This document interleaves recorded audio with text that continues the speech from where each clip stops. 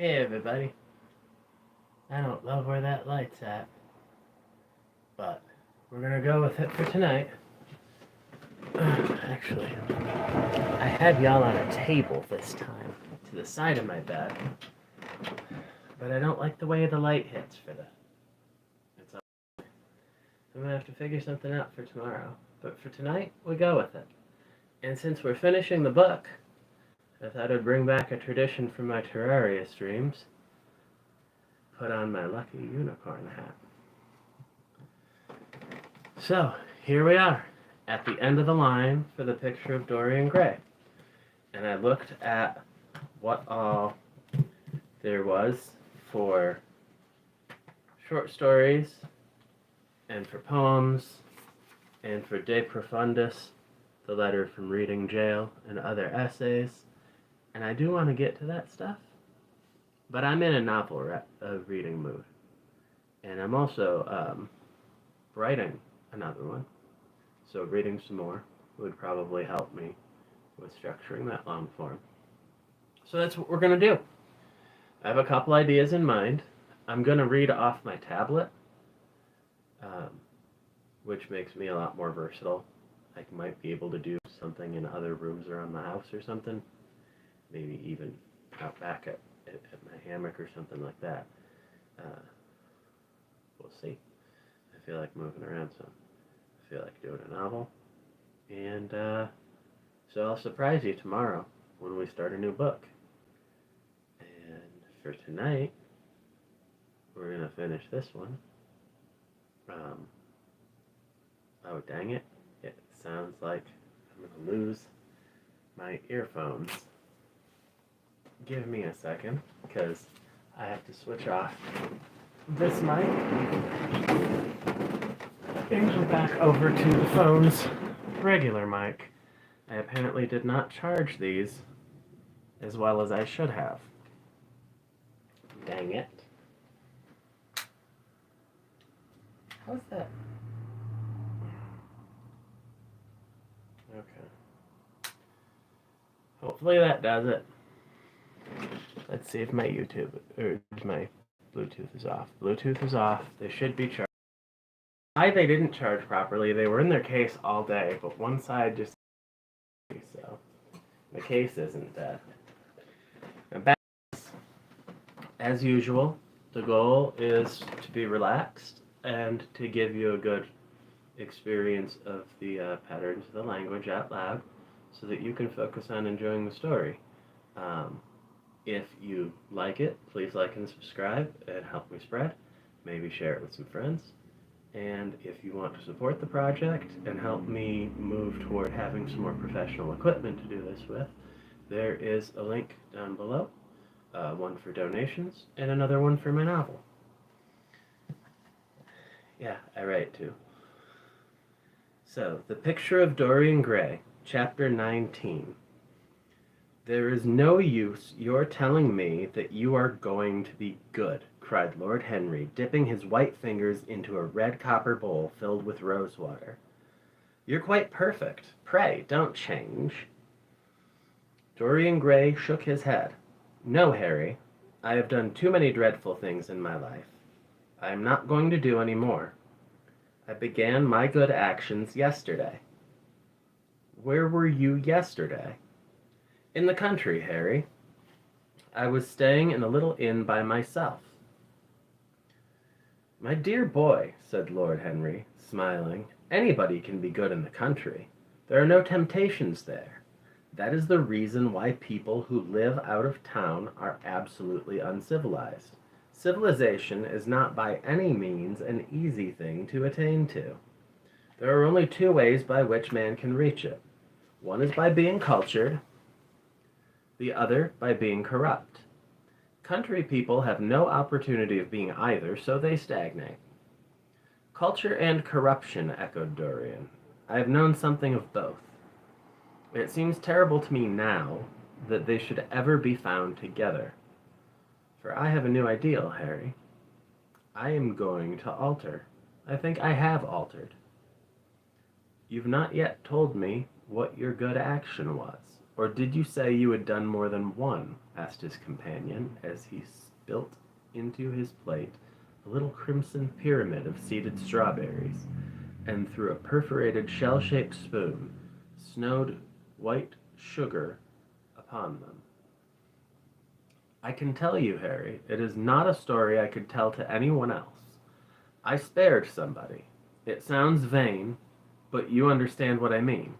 She was quite beautiful, and wonderfully like Sybil Vane. I think it was that which first attracted me to her. You remember Sybil, don't you? How long ago that seems. Well, Henry was not one of our own. She was, well, Henry, she was not one of our own class, of course. She was simply a girl in a village, but I really loved her. I'm quite sure that I loved her. All during this wonderful May that we have been having, I used to run down and see her 2 or 3 times a week. Yesterday she met me in a little orchard. The apple blossoms kept tumbling down upon her hair, and she was laughing. We were to have gone away together this morning at dawn. Suddenly I determined to leave her as flower-like as I had found her. I should think the novelty of the emotion must have given you a thrill of real pleasure, Dorian, interrupted Lord Henry. But I can finish your idyll for you. You gave her good advice and broke her heart. That was the beginning of your reformation.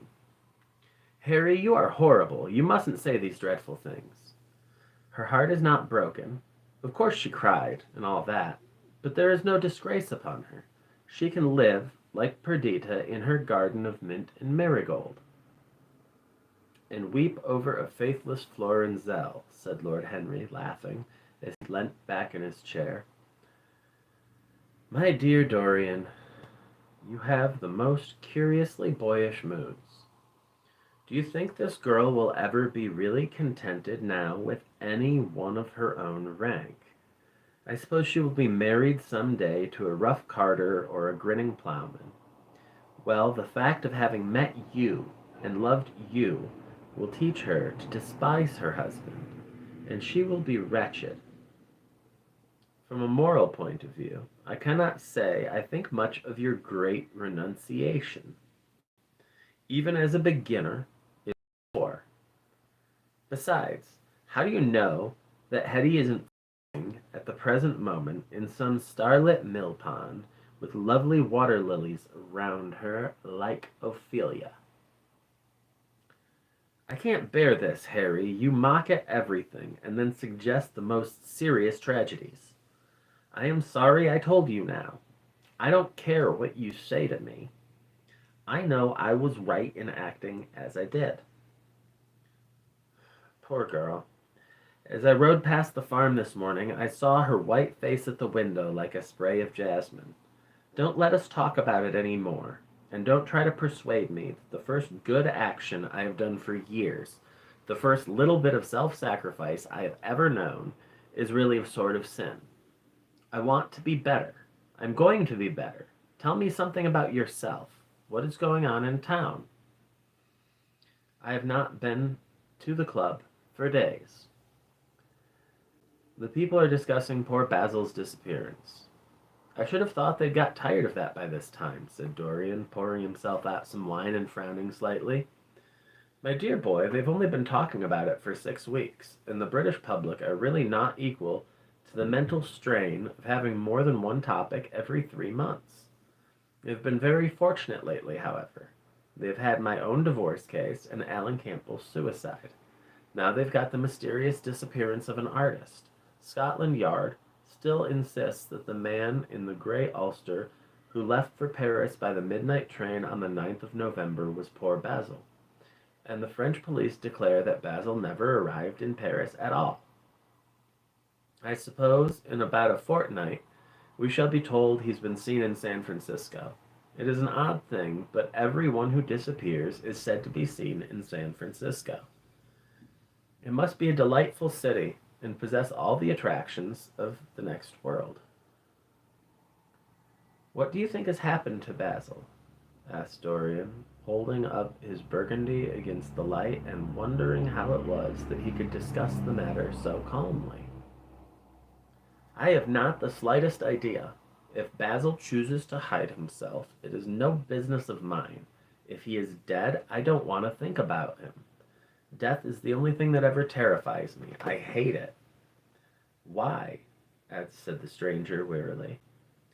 Because, said the younger man wearily, my eyes are really doing a number. I need to order some reading glasses. Because, said Lord Henry, passing beneath his nostrils the gilt trellis of an open vinaigrette box. One can survive everything nowadays except that. Death and vulgarity are the only two facts in the 19th century that one cannot explain away. Let us have our coffee in the music room, Dorian. You must play Chopin to me. The man with whom my wife ran away played Chopin exquisitely. Poor Victoria, I was very fond of her. The house is rather lonely without her. Of course, married life is merely a habit, a bad habit. But then one regrets the loss even of one's worst habits. Perhaps one regrets them the most. They are such an essential part of one's personality. Dorian said nothing, but rose from the table and, passing into the next room, sat down to the piano and let his fingers stray across the white and black ivory of the keys. After the coffee had been brought in, he stopped, and looking over at Lord Henry, said, Harry, did it ever occur to you that Basil was murdered? Lord Henry yawned. Basil was very popular and always wore a Waterbury watch. Why should he have been murdered? He was genius for painting. But a man can paint like Velasquez and yet be as dull as possible. Basil was really rather dull. He only interested me once, and that was when he told me, years ago, that he had a wild adoration for you, and that you were the dominant motive of his art. I was very fond of Basil, said Dorian, with a note of sadness in his voice. But don't people say that he was murdered? Oh, some of the papers do. It does not seem to me to be at all probable. I know there are dreadful places in Paris, but Basil was not the sort to have gone to them. He had no curiosity. It was his chief defect. What would you say, Harry, if I told you that I had murdered Basil? Said the younger man. He watched him intently after he had spoken. I would say, my dear fellow, that you were posing for a character that doesn't suit you. All crime is vulgar, just as all vulgarity is crime. It is not in you, Dorian, to commit a murder. I am sorry if I hurt your vanity by saying so, but I assure you it is true. Crime belongs exclusively to the lower orders. I don't blame them in the smallest degree. I should fancy that crime was to them what art is to us, simply a method of procuring extraordinary sensations. A method of procuring sensations. Do you think, then, that a man who has once committed a murder could possibly do the same crime again? Don't tell me that. Oh, anything becomes a pleasure if one does it too often, cried Lord Henry, laughing. That is one of the most important secrets of life. I should fancy, however, that murder is always a mistake. One should never do anything that one cannot talk about after dinner. But let us pass from poor Basil. I wish I could believe that he had come to such a really romantic end as you suggest, but I can't. I dare say he fell into the sign off an omnibus, and that the conductor hushed up the scandal.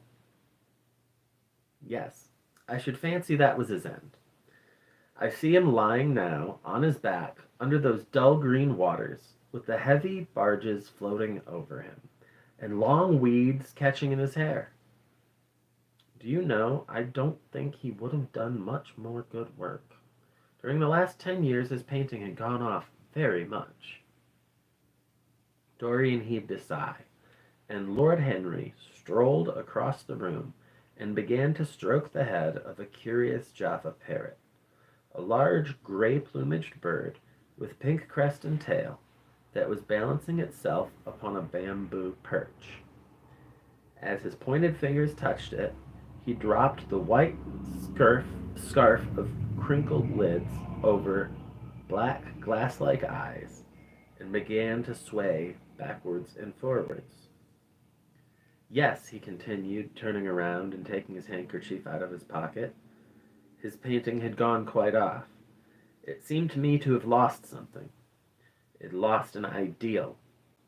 When you and he ceased to be great friends, he ceased to be a great artist. What was it separated you? I suppose he bored you. If so, he never forgave you. It's a habit bores have. By the way, what has become of that wonderful portrait he did of you? I don't think I have ever seen it since he finished it. I remember you telling me years ago that you'd sent it down to Selby and that it had got mislaid or stolen on the way. You never got it back. What a pity. It was really a masterpiece. I remember I wanted to buy it. I wish I had it now. It belonged to Basil's best period. Since then, his work was that curious mixture of bad painting and good intentions that always entitles a man to be called a representative British artist. Did you advertise for it? You should. I forget, said Dorian. I suppose I did, but I never really liked it. I'm sorry I sat for it. The memory of the thing is hateful to me. Why do you talk of it? It used to remind me of those curious lines in some play, Hamlet, I think. How do they run? Like the painting of a sorrow, a face without a heart. Yes, that is what it was like. Lord Henry laughed. If a man treats life artistically, his brain is his heart, he answered, sinking into the armchair. Dorian Gray shook his head and struck some soft chords on the piano. Like the painting of a sorrow, he repeated, a face without a heart. Kicking back a little bit more. Lord Henry laughed. If a man treats life artistically, his brain is his heart, he answered, sinking into an armchair. Dorian Gray shook his head and struck some soft chords on the piano. Like the painting of a sorrow, he repeated, a face without a heart. The elder man lay back and looked at him with half-closed eyes. By the way, Dorian, he said after a pause, what does it profit a man if he gain the whole world and lose, how does the quotation run, his own soul? The music jarred and Dorian Gray stared at his friend. Why do you ask that, Henry? My dear fellow, said Lord Henry, elevating his eyebrows in surprise, I asked you because I thought you might be able to give me an answer. That is all. I was going through the park last Sunday, and close by the Marble Arch there stood a little crowd of shabby-looking people listening to some vulgar street preacher. As I passed by, I heard the man yelling out that question to his audience. It struck me as being rather dramatic. London is very rich in curious effects of that kind. A wet Sunday, an uncouth Christian in a mackintosh, a ring of sickly white faces under a broken roof of dripping umbrellas, and a wonderful phrase flung into the air by shrill, hysterical lips. It was really very good in its way, quite a suggestion. I thought of telling the prophet that art had a soul, but that man had not. I am afraid, however, he would not have understood me. Don't, Harry. The soul is a terrible reality. It can be bought, and sold, and bartered away. It can be poisoned or made perfect. There is a soul in each one of us. I know it.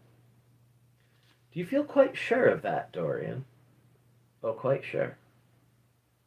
Ah, then it must be an illusion. The things one feels absolutely certain about are never true. That is the fatality of faith and the lesson of romance. How grave you are. Don't be so serious. What have you or I to do with the superstitions of our age? No. We have given up our belief in the soul. Play me something. Play me a nocturne, Dorian. And as you play, tell me in a low voice how you have kept your youth. You must have some secret. I'm only 10 years older than you are, and I'm wrinkled and worn and yellow. You are really wonderful, Dorian. You've never looked more charming than you do tonight. You remind me of the day I saw you first.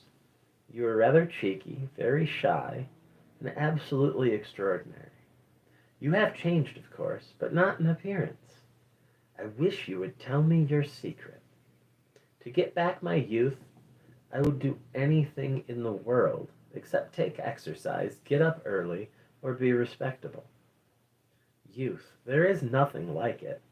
It's absurd to talk of the ignorance of youth. The only people whose opinions I listen to now with any respect are people much younger than myself. They seem in front of me. Life has revealed to them her latest wonder.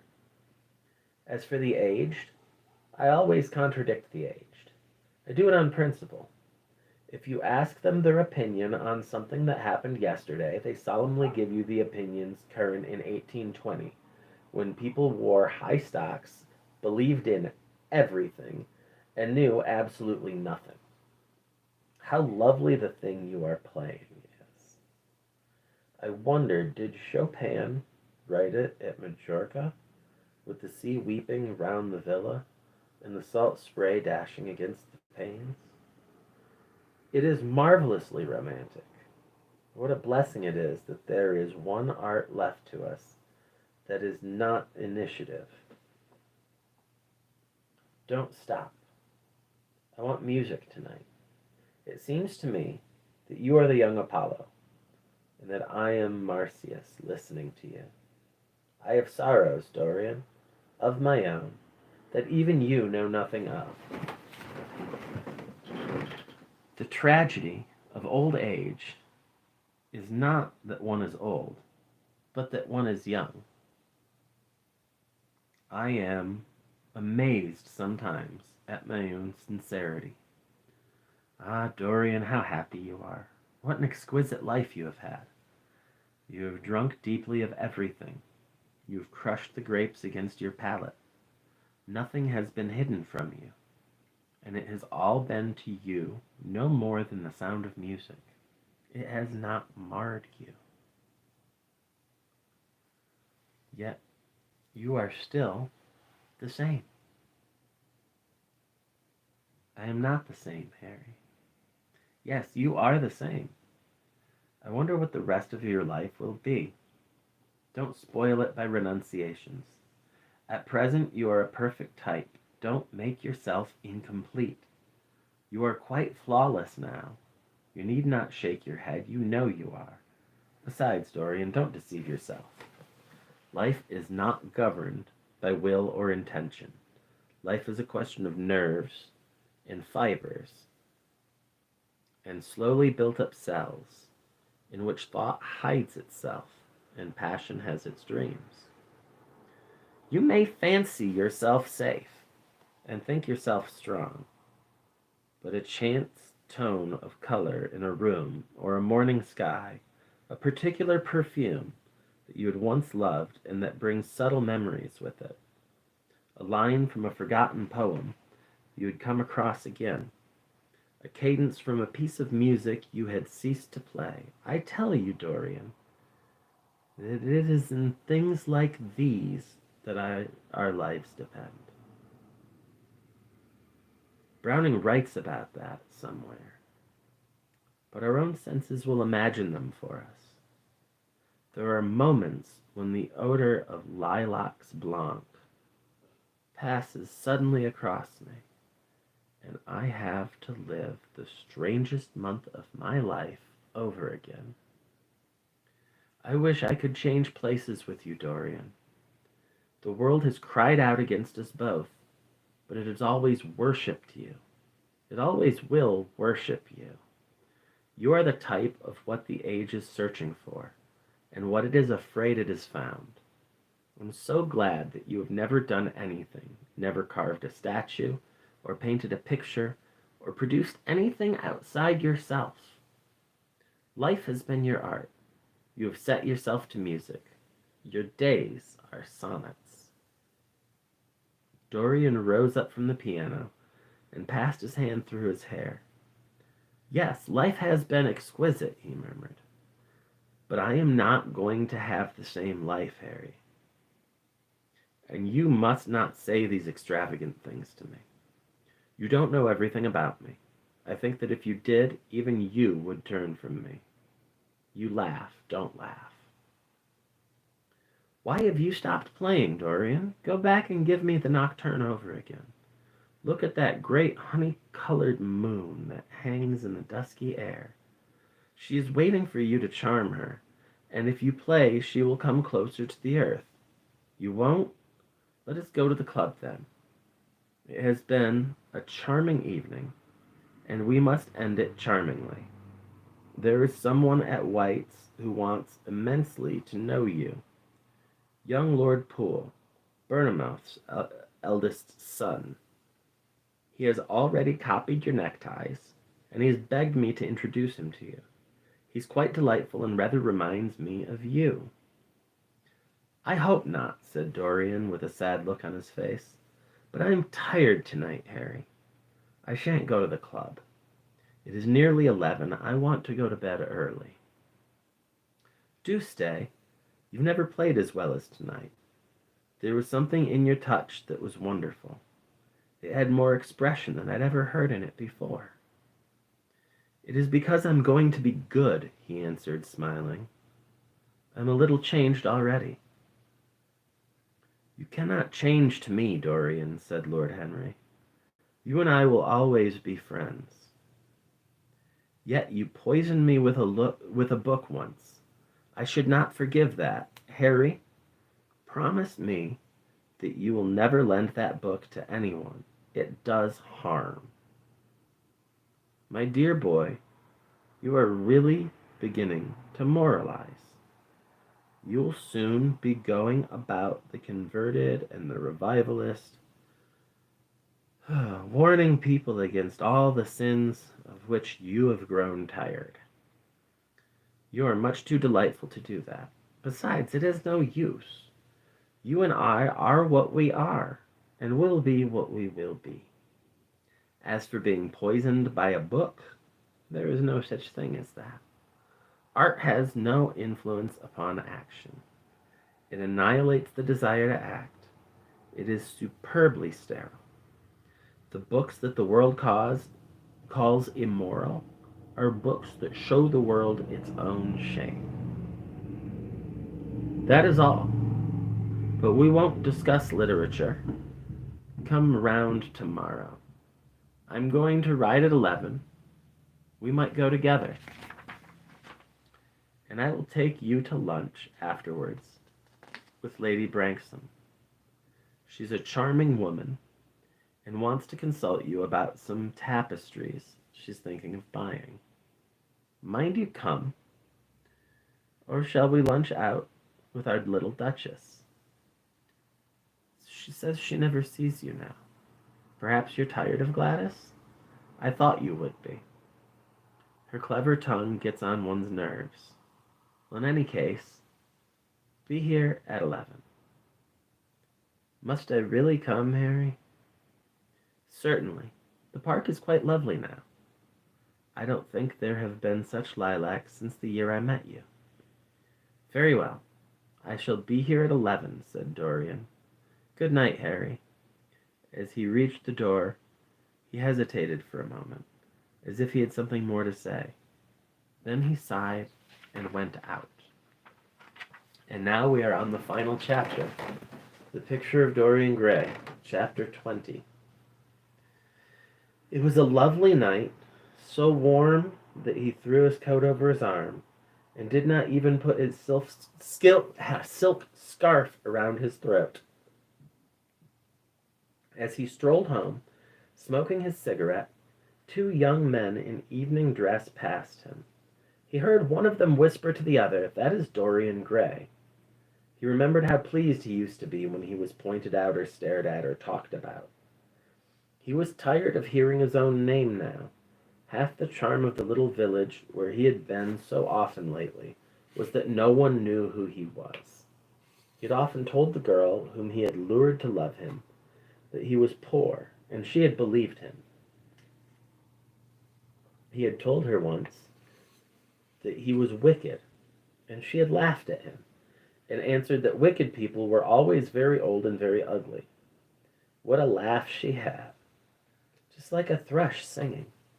And how pretty she had been, in her cotton dress and her large hats. She knew nothing, but she had everything that he had lost. When he reached home, he found his servant waiting up for him. He sent him to bed and threw himself down on the sofa in the library, and began to think over some of the things Lord Henry had said to him. Was it really true that one could never change? He felt a wild longing for the unsustained purity of his boyhood. His rose-white boyhood, as Lord Henry had once called it.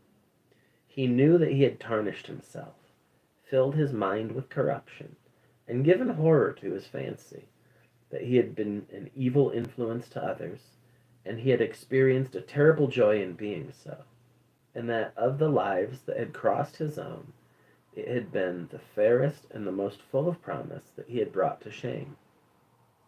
But was it all irretrievable? Was there no hope for him?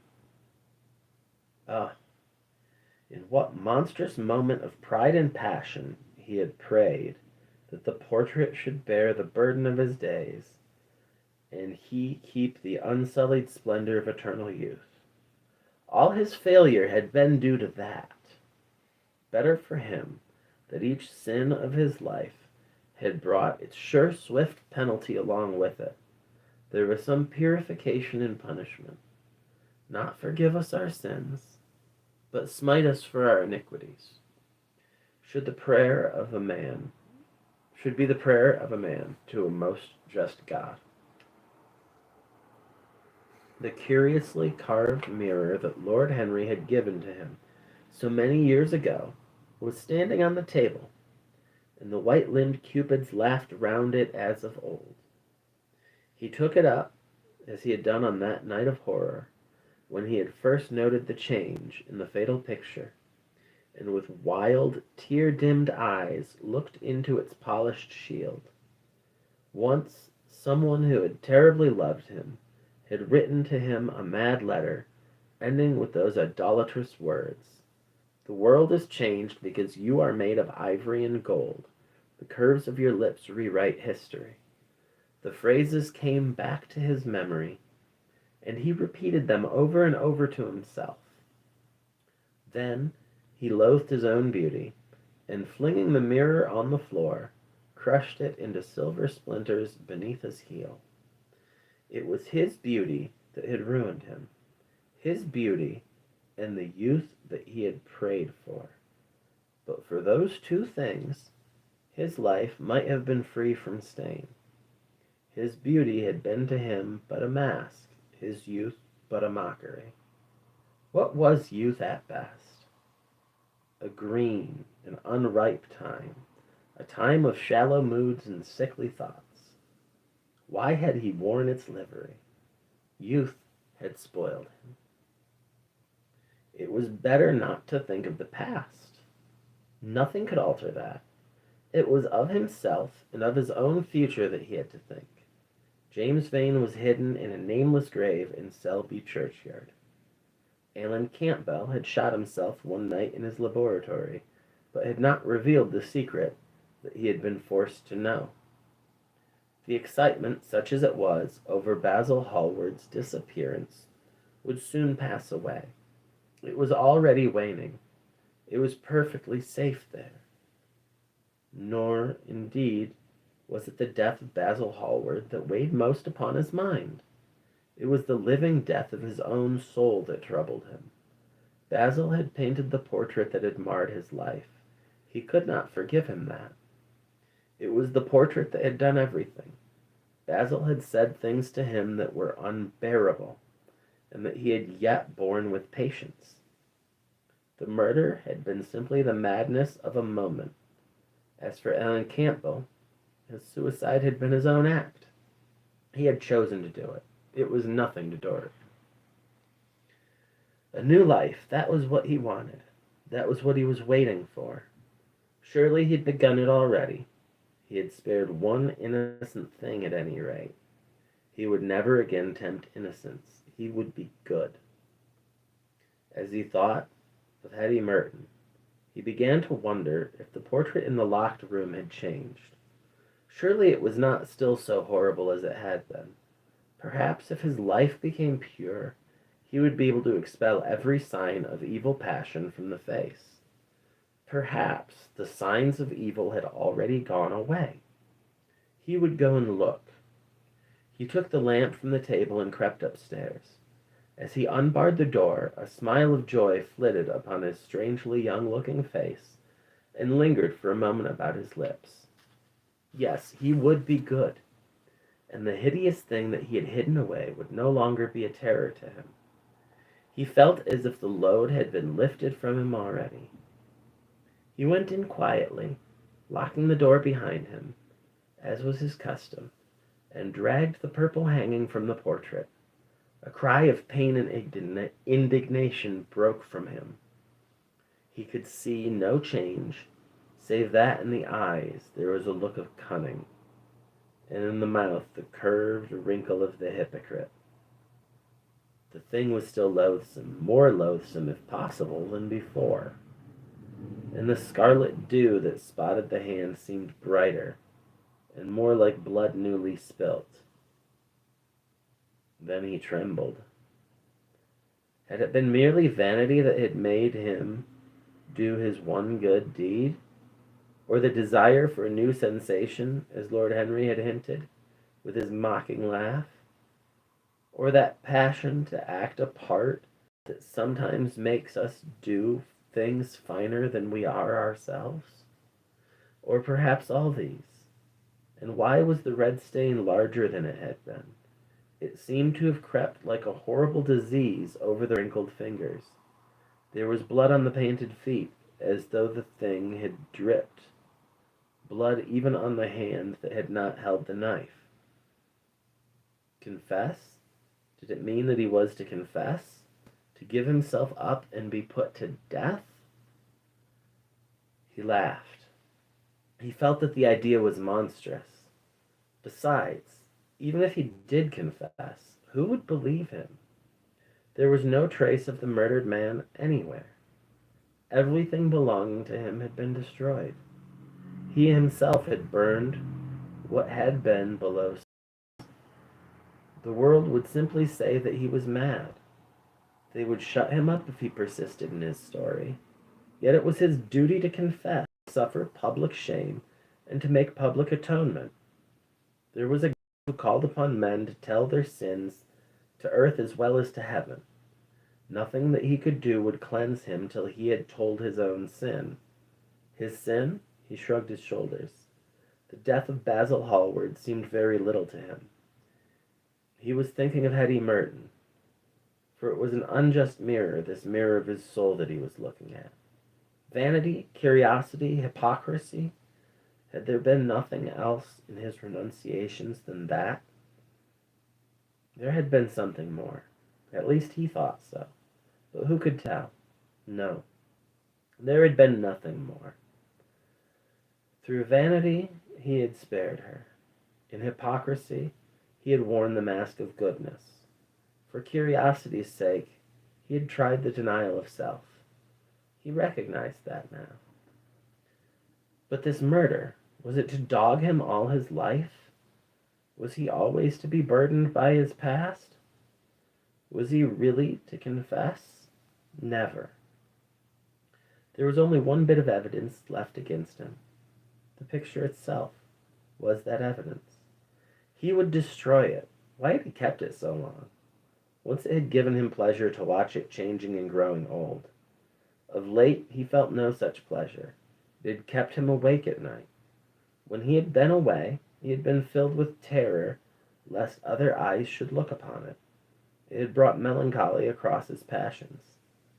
Its mere memory had marred many moments of joy. It had been like conscience to him. Yes, it had been conscience. He would destroy it. He looked round and saw the knife that stabbed Basil Hallward. He'd cleaned it many times until there was no stain left upon it. It was bright and it glistened. As it had killed the painter, so it would kill the painter's work, and all that means. It would kill the past, and when that was dead, he would be free. It would kill this monstrous soul life, and without its hideous warnings, he would be at peace. He seized the thing and stabbed the picture with it. There was a cry heard and a crash.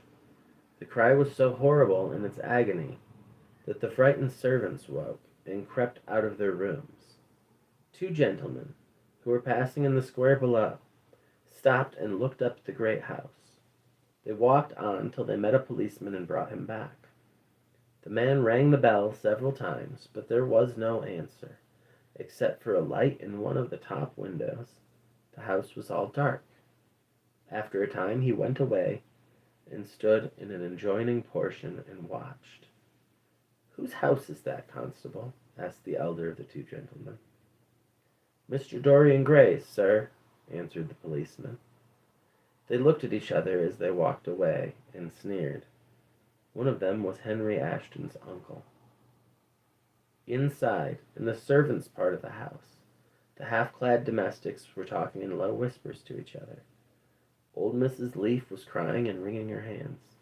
Francis was as pale as death. After about a quarter of an hour, he got the coachman and one of the footmen and crept upstairs. They knocked, but there was no reply. They called out. Everything was still. Finally, after vainly trying to force the door, they got on the roof and dropped down on the balcony. The windows yielded easily. Their bolts were old. When they entered, they found, hanging upon the wall, a splendid portrait of their master as they had last seen him, in all the wonder of his exquisite youth and beauty. Lying on the floor was a dead man in evening dress, with a knife in his heart. He was withered, wrinkled, and loathsome in visage. It was not till they examined the rings that they recognized who it was. And that brings us to the end of the picture of Dorian Gray.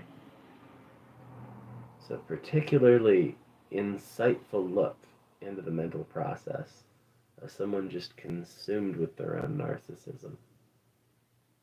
And one of my favorite Victorian era novels. I'll be back tomorrow with a new book from a new author. And I don't know who yet. I have to look through my library and see what I've got and what's public domain and what I feel like reading. So, if you've been enjoying this, please like and subscribe. And maybe recommend it to a couple friends. And if you want to help me keep the lights on or invest in some better equipment, there are links. One is for direct donations that will be used for some of my basic medical needs and for new equipment. And the other is my first book, which just came back into print. Alright. Until tomorrow, and a new book. If you missed any parts, there's a whole playlist on my channel. Take care now.